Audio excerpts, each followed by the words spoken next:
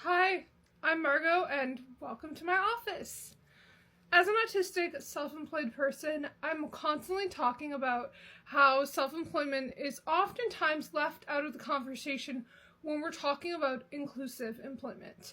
That's because it is. I constantly see these employment events about inclusive employment and there's nothing for me. Now, I realize that it's generally in the interest of the businesses that are putting on the event to recruit more employees, and whether or not that has to do with tax rebates or any kind of other incentives, maybe from the government, maybe privately, it's still good in many ways because I can appreciate that it's a direct link for these employees with these employers and it might be easier to find a job. But I get comments to me being like, well, there's these programs that exist locally. For instance, one is Community Futures that operates here in British Columbia, Canada. And I have accessed that resource. And it wasn't for me. It wasn't for me because I have a math learning disability and I was given a business coach who was lovely and wonderful, and I have nothing but positive things to say, but I have hundreds of transactions to comb through, and I should have been able to get a subsidy to hire somebody, and that is not anything that they do through their organization.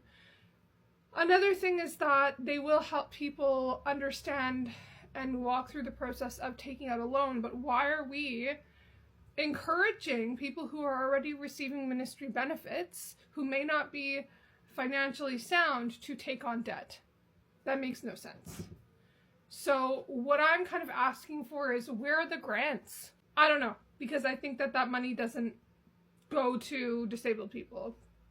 I'm pretty clear that the money goes to helping already very profitable businesses be able to hire people, and I just don't think that they're the ones that need the money. I see organizations and businesses hiring inclusively and also not using that as a business tactic so that you give them more money.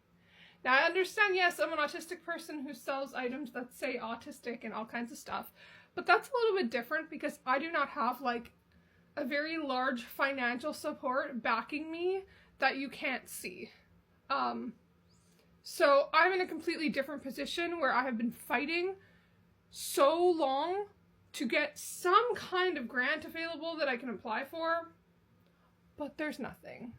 And maybe that's just here in British Columbia, Canada. I'm in Vancouver specifically, but something's got to change, and we have to continue having these conversations. Like, I've gone to provincial budget meetings. I've had meetings with high-level people. I'm continuing to talk about this and trying to have more meetings with more people, and I get ghosted a lot of the time. People don't want to have this conversation. They don't want to have the conversation that disabled people, some of us, thrive. We thrive in self-employment. So why are we not acknowledging this in a larger way?